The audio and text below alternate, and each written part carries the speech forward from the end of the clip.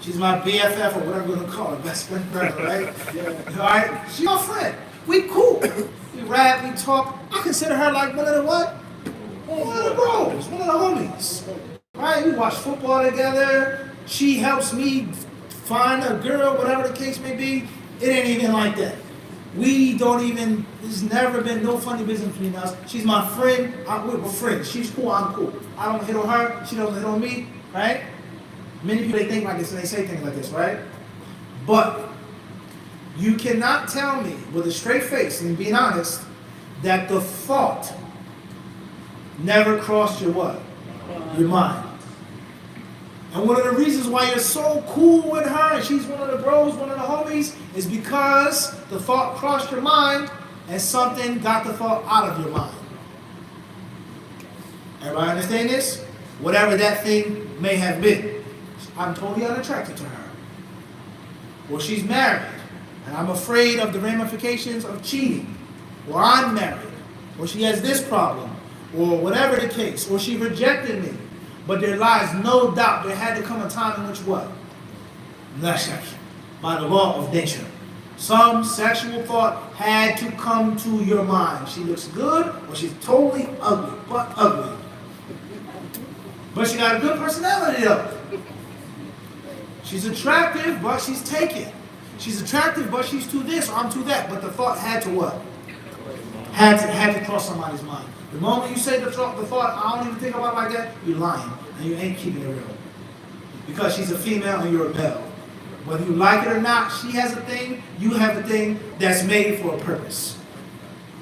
Everybody clear on this or not? So the longer you interact with a person, the cooler you get with that person. The friendlier you are. And if she's one of the bros, one of the homies, what's going to stop you from giving her a debt? Or, I mean, yo, you saw that? Yo, that was crazy, right? What's going to stop you guys from knocking down those borders with hijab? Ibn Victor, you come to my house to get something early in the morning or late at night, how am I come to the door? You come over to my house real quick, you got to grab something, you got to do me a favor. How you think I'm going to come to the door? How do you dress up? I ain't going to wear this or that, maybe my PJs, I may have Izzo, I may have some basketball shorts, some N1 shorts, right? You may have brothers, may have a beater, right? Whatever you want to call it, right? Because you're what? Quick. One of the homies, one of the brothers, right? So are you going to do that with his BFF?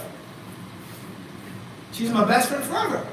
I don't look at her sexually, she doesn't look at me sexually, so there's no haram prohibitions, huh? So therefore I can what? We can chop it up, we can rap, we can talk, we can have fun because she's my what? You guys get the point or not? So Islamically that's going to be what? Totally rejected. And one way or another, if this person of the opposite sex is your close friend, your BFF, somebody's going to fall into something haram.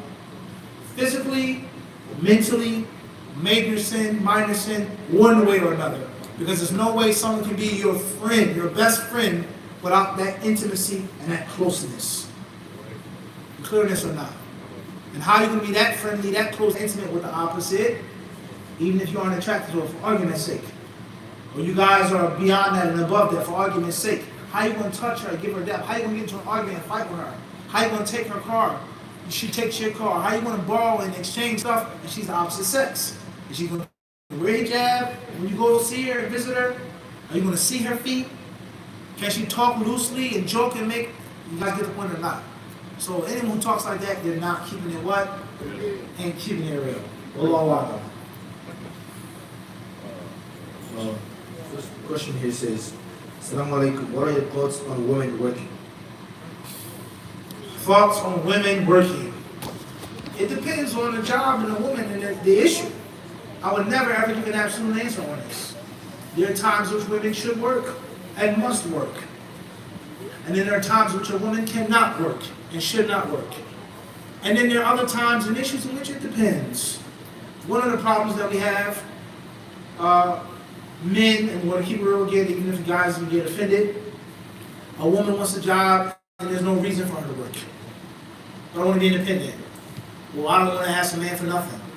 Well, I need my own, or whatever, or whatever, or whatever. And then there are times which men don't want women to work, but you're not providing. How are you going to tell her it's haram to work, but you laying on the sofa? Many men, they have this backwards mindset. free mixing, it's impermissible, but you laughing and joking and you spending and wasting your money. And you're not a good earner. You're not bringing home the bacon, halal bacon, huh? The show, right? You guys get the point? So the point is that some years ago, I think I was in Stanford, California, I was in Sacramento, somewhere in Cali, on the West Coast. Scratch, right? There we go. Right, just like we was on the West Coast, right? And we talk about feminism. And many men, they get irritated, they get aggravated. He's feminist, he's women are extreme, they're trying to say everything's equal, blah, blah, blah. Yo, you can't get mad at no one but yourself for feminism. If the men were doing their job, if the men were following what they were supposed to follow, there would be no such thing as feminists, a neo-feminist. So your lack of masculinity, your lack of manhood gave the opportunity for her to do this and to do that. So if you don't want your wife to work or you do her to work, provide for them. Spend upon them. Right? If you don't want them to have a haram job, provide for them a halal job. And there lies no doubt women should contribute to society. Women, they don't get a free pass. And if you look at the history before the different revolutions of technology and, things being easy in the modern world, the women work just as hard, if not harder than the men. And the women in the past, they took honor and pride in being hard workers. So a woman is always supposed to work. Perfume, high heels, tight clothes, makeup, laughing, joking, men. A woman wearing a belt in the household, that's a different story. A woman who has a single parent home, hard working, is a different story versus someone who is, so it depends. Allahu Akbar. Another question says, can a sister teach men? Can a sister teach men? Who can answer that question based off of what I taught you today? I can't hear you. Yes or no? We need a basic fatwa. Yes or no? No. She can't. Anybody else? Definitely. She can. Based off of what? The different barriers. How she's dressed, how she's talking, what she's teaching them, are they close, is there a need, etc., etc., etc. Right? Next question. What if the sister has a natural soft voice? There's nothing wrong with a natural soft voice. A sister does not have to try to imitate a man and talk like a dude. She doesn't have to, but be mindful. And if you know that you have an exceptional talent, or for your voice or how you look, you gotta be mindful. You gotta be mindful. You may be made in a certain way, in which the normal people can do this and wear this, but your body, your voice, is different. So you have to cover it even more. But in general, just be natural. فَلَا تَخْضَعْنَ بِالْقَوْلِ. Huh? Wallahu a'lam. We have a lot of questions, but now we're going to go through all the questions. Well, if your question is not answered today, or for the sisters, we're going to have a session specifically for the sisters. You can save your questions for that session, also ask the chef, and also for the brothers. You can, if you remember your question, you can ask those questions tomorrow, inshallah. So we're going to continue, inshallah. A few more questions, inshallah, because the chef has to go to.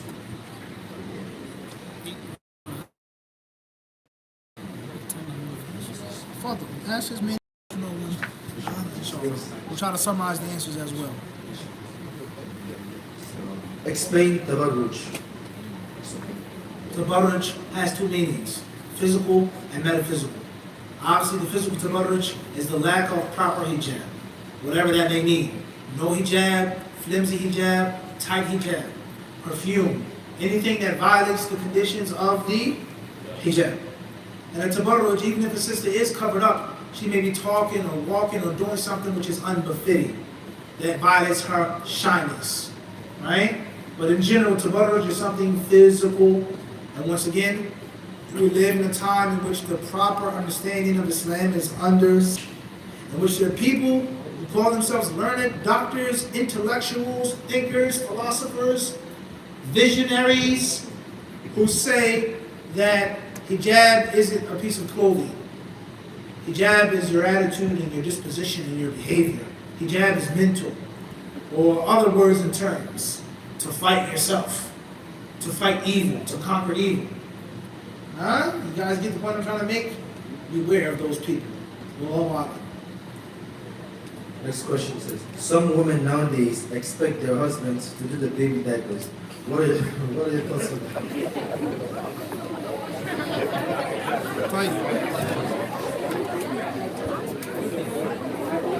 Well, I think it's going to differ. But before we go that far, it's very important for us to understand is that the Bronx right now is a melting pot.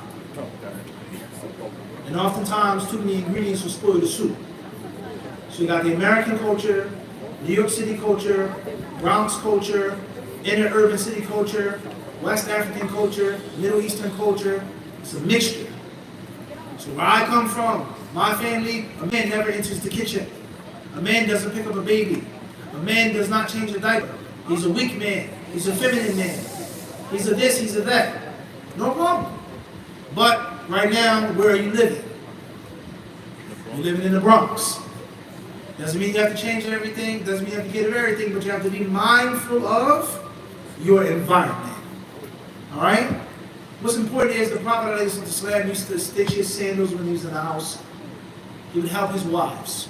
He would be there. He would do things that other men wouldn't do.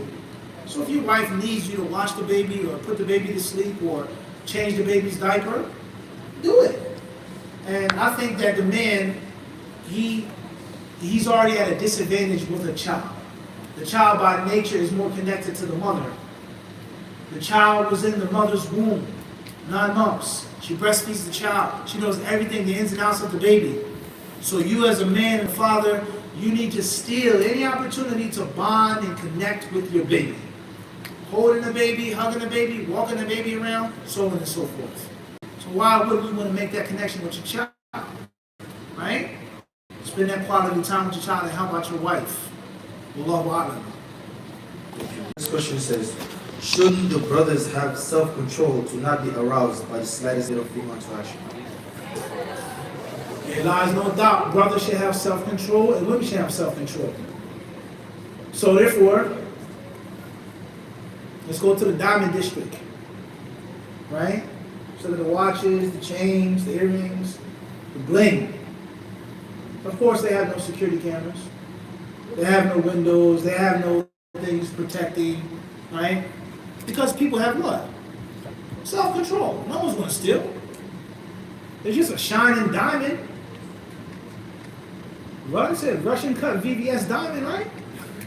No big deal. I can easily have what? Self-control. Only evil people steal. Only low, dirty people steal. Think about stealing. Correct, right? Is this a mentality? If we went right now to the diamond district, could we just walk in? Why not? Don't men need to have self-control? Shouldn't people not think about stealing jewelry? Make sense or not? Doesn't make sense. So there's self-control along with preventative precautions measures. And anyone who says, do not prevent and use precautions, just use self-control, is a fool. In any aspect or facet of life. No one's going to break into my house. No one is going to do this. No one is going to let it. They would never think, okay, sure. So therefore, hijab, shyness, lack of perfume, don't wear tight stuff, showing your muscles, use self-control, both. Wallahu a'lam. The question says, how do I approach a girl's father to ask for right marriage? Once again, it's going to depend on the culture. Some cultures, that's a cardinal sin.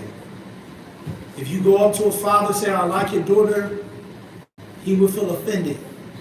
And you have to go to the uncle or a family friend. So if you know that about that culture, don't do that. And if it isn't the case, there's no sin and there's nothing haram with you respectfully walking up to a man saying that you're interested in his daughter. If it was me, if a brother came to me and asked for my daughter's hand in marriage with respect, I would feel honored. I would be happy. And I would take him seriously. Wallahu a'lam. Well, next question says, is a woman's voice awra? Can she recite Quran in front of men, whether her sheikh or, for example, in a mixed lecture? A woman's voice is not an awrah. The strongest view is that a woman's normal, natural voice is not an awrah. As far as the perfumed voice, the olive oil voice, a woman is talking sweet, then that could be an awrah. But a woman's natural voice is not an awrah. As far as reciting Quran to a male teacher, or reciting Quran in the mixed lecture, then it goes back to the principles that we mentioned. We're reciting the Quran, they're not close. She's not softening her voice to talk or to sing. Recite the Quran. Is there a need? So on and so forth. Mahrams, fitna, etc. Wallahu a'lam, those principles. Wallahu a'lam. Next question said, I heard that it's not haram for you to accept money from a person that you know clearly.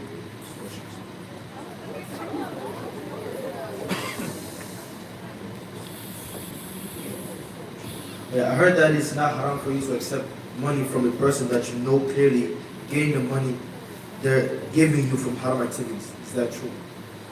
Yes and no. From one aspect, it's haram. If you know that that's their only source of income. But from another aspect, you may not know that's the only source of income. And there are many people who do haram, but they have enough knowledge and intelligence to separate it. Like the pagans of Mecca. They ran out of money to finish the reconstruction of the Kaaba. Because they knew prostitution, oppression, those things weren't clean enough to build the house of the Lord. So the people who deal drugs, they have some type of shame. And when they give charity, when they do something that says this isn't from the drug money, this is from another type of money. Or I may hide with the lawful part of my restaurant and not the part that comes from alcohol. So it depends. The safest thing is to stay away from it. Don't accept it. But at the same time, we know the power of accepting a person's gift and eating a person's food. That may soften their heart. You may break the stereotype that people have against religious brothers or religious sisters. You have pride. You're too good to eat my food. You're going to Jannah, I'm going to hell. I'm a sinner. MashaAllah, you're too good for me. Versus, oh, shukran, jazakallah khairan, the food was good. Man, religious guys are nice. Religious sisters, seem friendly to me. She was warm. That can have a magical effect in getting them to come to guidance. So it depends on the situation. Wallahu a'lam. Next question says, if a man and a woman love each other and want to get married, but they are from different countries, their parents say they don't want their son to get married to someone out of the country, are they allowed to get married without their parents' permission? Right. First and foremost is my advice is in general, Wallahu a'lam, I would advise with love before marriage. Period. I don't think it's a good idea from an Islamic perspective. Worldly perspective, secular perspective may be different. But there's so many factors and inhibitors that will prevent you from marrying that person, and at the end of the day, you're going to be heartbroken. Alright? Even though the culture may say otherwise. You love her, but the father says no because you're from this nationality, or you don't make this type of money. Or your forefathers back home, they were poor, people, they weren't warriors, or they weren't, you're not nobility. So there are different reasons why a person is going to get rejected in Islam. So it isn't necessarily a good idea to fall into deep love before the deal is what? Sealed. Never count your chickens before the eggs hatch. That's a qaida of life. You're going to end up hurting your feelings if it doesn't work out. That's first and foremost. Secondly, a father, and I quote, a father, he is not allowed to prevent his daughter from marrying without a solid Islamic reason. Nationality, passport, tribe, race, skin color, nose, lips, hair, none of those things are solid Islamic reasons to tell your daughter no. He is only allowed to stop his daughter from marrying someone who is incompatible. And compatibility in Islam, ad-deenu wal khuluq, is religion and character, nothing else. Money, race, none of that is the real Islamic kafa'ah. Some scholars say race, lineage, profession, but none of the proofs and evidences for those conditions are strong. So father, he can't do that. And if they're already in love with each other, then it's common sense for him to make the marriage go through. And that's because if they love each other, and you tell them no, in most cases, they're going to find a way to be with each other. Whether they do it in a halal way, and then you're going to be offended and disrespected. You got married without my blessing. You got married without your family members being there, right? You're at fault. You could have prevented that. And if they can't get married, no one wants to marry them off, what do you think is going to happen? The law of nature. I love this beautiful young woman. This beautiful woman loves me. What do you think is going to happen? Bottom line. All right? So it only makes sense to realize what state of the game you're in. It's too late to tell her no, bro. Make the best out of the situation. It's too late to say, oh no, I don't accept him. She's attached to him. They slept with each other. She's pregnant with his baby as they speak. You gotta have the fiqh. It's too late for those preliminary steps. Wallahu a'lam. Next question says, what advice would you give to someone trying to stay religious in the workplace or school where fitna is all around? Well, first and foremost, the environment is crucial. Pollution and infection. And never do you say, I eat good, I sleep good, so I'm not going to get infected. I work out, so I'm not going to get sick. You have to be mindful of your environment and the pollution and the infection around you. That's principle number one. Secondly is, you can't leave, or you're stuck there, or for argument's sake, there's a major benefit in you being there. Then I would say accept the honor that Allah has given you by being the vanguard. You represent Islam in this school. You represent Islam in this workplace. You represent the Sunnah here. And you are to be a living, walking, talking life example of good character, professionalism, strength, being sharp, and a good Muslim. Take that honor and take that responsibility and think how many rewards you're going to get. By you being a living proof that you can be a good, pious Muslim in the modern world today. And if you don't feel that you're built for that, that's too much pressure, leave the workplace, leave that school immediately. Wallahu a'lam. And obviously, when you realize that the position that Allah has placed you in, that helps you stay steadfast. Losing isn't a what? It isn't an option. That helps you stay hungry and diligent for doing the right thing. I gotta make salah. I gotta do this. I have to stay with that because I'm an example for the Muslims here. Wallahu a'lam. Next question says, how do a woman tell their male teacher/coach that they can't give them handshakes without being disrespectful? Understood. You tell them that you can't give them a handshake without being disrespectful. It's that simple. Literally, it's that simple. You pull them to the side, you don't make a scene or spectacle. He says, can I talk about something serious? Sure. You're a great teacher, thank you very much, blah, blah, but so on and so forth. He's either going to accept it without feeling some type of way, he's going to accept it with feeling some type of way, or he's going to be rejected. Either or, you're good. Bottom line. Wallahu a'lam. It says, what is the proper way to meet someone from the other sex to them? Other side, Yeah. the proper way of meeting them, about marriage. I mean, the person just general. Right. At the end of the day, if you're interested in someone, and let's keep it real again, we're not living somewhere in a village. We're not living somewhere 200-300 years ago. Things are very different.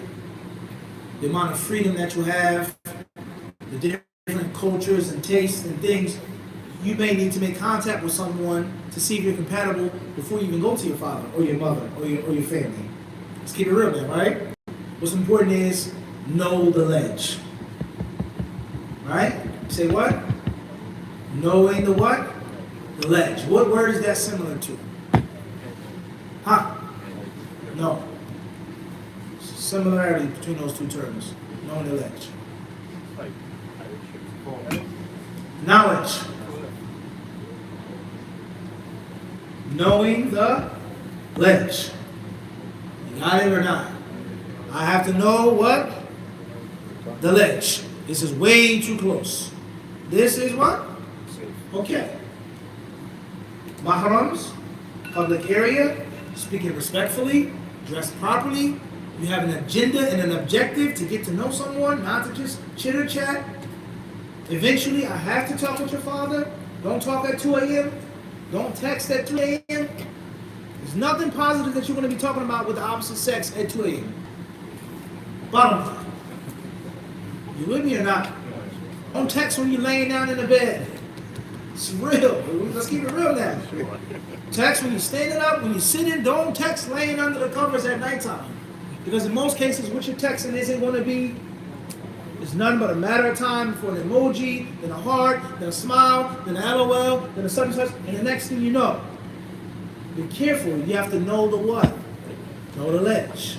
So trying to get it acquainted with someone, and sometimes, especially in the world in which we live, you may have to force your father's hand. That's reality. You may have to go to your father or your mother with all of the knowledge, all of the boxes are checked, and force them to accept him. Versus the brother goes to the father, he knows nothing about the girl, and the father says, what? Get out my face. You guys with me or not? So it depends. As long as you avoid the haram things, you gotta know the ledge. You guys got the point? Next question. Another question. What is the opposite sex touches you in a harmful way? What are we allowed to do? We can't touch each other. Someone touches you in a lawful way? Unlawful. Unlawful way, you push them off you. You're allowed to defend yourself, and you're allowed to get somebody off you. If a woman grabbed me, it's haram for me to touch her, but this is a different situation now. If I can't pull my arm away, I have to push her, then I have to what? Push her. If she's trying to touch me with her hands, I have to, yo, you gotta chill, you can't touch me like that. Hey. Gotta chill, sis. Play it. This one says, why can women and men go 50-50 to make life easier? That's a good question. That's a good question. Why can't men and women go 50-50 to make life easier? There's nothing wrong with a woman helping her husband. And there's nothing wrong with a woman giving a gift to her husband with no strings attached. What? The nature of men and women. The more you give, the more you contribute, the more you're going to say and demand. A woman is going to ask for permission to go here to do this, and she's paying you. She pays the bills. The car that you drive, the phone that you're talking on, she's paying for the unlimited AT&T data. You think she's going to ask your permission? No. Right? Versus, I pay for everything. I take care of everything. It's a different story now. So Islam goes with the nature of the human being. Right? A woman contributing, no problem. A woman gifting, no problem. A woman providing, a woman feeding you, clothing you, that's a problem. And once again, we can act fake, or we can keep it what? We can keep it real. You don't like your parents' rules, you can get out your parents' house. It's that simple. I pay the bills, it's my house, you have to listen. First thing someone is going to say when they pay says, well, you can't just tell me to be quiet, this masjid. A brother who owns a restaurant or a store, and he contributes a lot of money monthly, is he not going to yatadakhal? Every now and then he's going to talk to the imam, I think this is a good idea. Is he not going to stick his chest out on the board? Because he what? It's just that simple. What advice would you give to people in a haram relationship? People in a haram relationship, ask Allah to make it easy for you to make the wrong right, to fix it as soon as you possibly can. Don't focus on the past. Don't get stuck in the past. Don't lose hope. Do not despair, thinking that you're doomed and damned because you did the wrong thing. What's important is, one day, a man asked, he asked one of the Muslims from the past, one of the ulama from the past, right? He asked him, and he told him that he did a lot of wrong, and that he wasted many years out of his life. Mal, he asked him, what's the way out? How can I fix my life? He said to him, Ala ukhbiruka bil farisat al barida. Ahsan fi ma baqi, yughfar lak mimma mada, or ma mada. He says, let me tell you the easy, sweet prayer. Simple, easy way out of it. Ahsan fi ma baqi. Do the right thing with what remains, and you'll be forgiven of what has passed. It's just that simple. You did wrong, do right. I had a girlfriend, we slept with each other, we were together for years. Alright, we know what's wrong, we want to make Toba, get married ASAP. Do the right thing ASAP. Make Toba and do the right thing. Wallahu a'lam. And someone asked, what is the nation of Islam? What is the nation of Islam? Right. In brief, the nation of Islam, in my own opinion, is one of the most important points to study of American history for a Muslim, regardless of the color of your skin and where you come from. It's something that is an absolute must to learn about and to study about. Who are these people, or who are these people that call themselves the nation of Islam or the fruit of Islam? Where did they come from? What was their aqidah? What did they do right? What did they do wrong? And what can we learn and benefit from what they did? Very important. To keep things simple, the nation of Islam, from my humble studies, is a mixture and a collage of different philosophies. Islam being one of the main contributors, and other religions and philosophies as well, they put together to make that which they called Islam or Islam. The submission to one creator, Allah Azza wa Jal, monotheism, and Muhammad Sallallahu Alaihi Wasallam being the last prophet and messenger. And of course, Allah, the creator of the heavens and earth, He's supposed to be unique. Nothing or no one is supposed to resemble Him. And of course, the messenger of Allah Sallallahu Alaihi Wasallam is supposed to be the last of the prophets and the messengers. There are warners, there are teachers, there are people who will revive, but there's not another messenger or prophet after him. So, if they did and now stick to those two principles, that's one thing. If they go against those two principles, then that's a whole different story. With regards to comparing Allah to created beings, and there being other prophets and messengers after Muhammad. Everybody understand this? Alright? So in general, the nation of Islam, inshallah, you can, 5 minutes, 10 minutes, you can read about it, you can watch a documentary on YouTube, and I'm sure if you have common sense, and if you're a fair and impartial person, you'll see the clear good that they did and that they had with them, and you'll be able to see some mistakes and flaws and faults that they did and have with them. And you'll be able to navigate from that. And you should be able to see, inshallah, what's right and what's wrong. I'll say that. I think that's more than fair for the time that we have. But it's something that you need to read about. And whether you like it or not, most of us in this room, if not all of us, are indebted to them. One way or another. Whether we agree with them, whether this is wrong, whether it's kufr or whatever, but we are indebted. Many things that they did, in which we walk and live in the shade to this very day. Everybody understand this? However, Allah subhanahu wa ta'ala doesn't allow any movement or any one man to be absolutely perfect and to be absolutely free from mistake and from error. Everybody understand this? Allah ta'ala. This next question says, is following the opposite gender and liking their post an example of unlawful free mixing? For example, let's say that the posts aren't halal. Following a post is not necessarily haram free mixing, but like I said, what does it lead to? The laughing, the joking, the sharing of pics,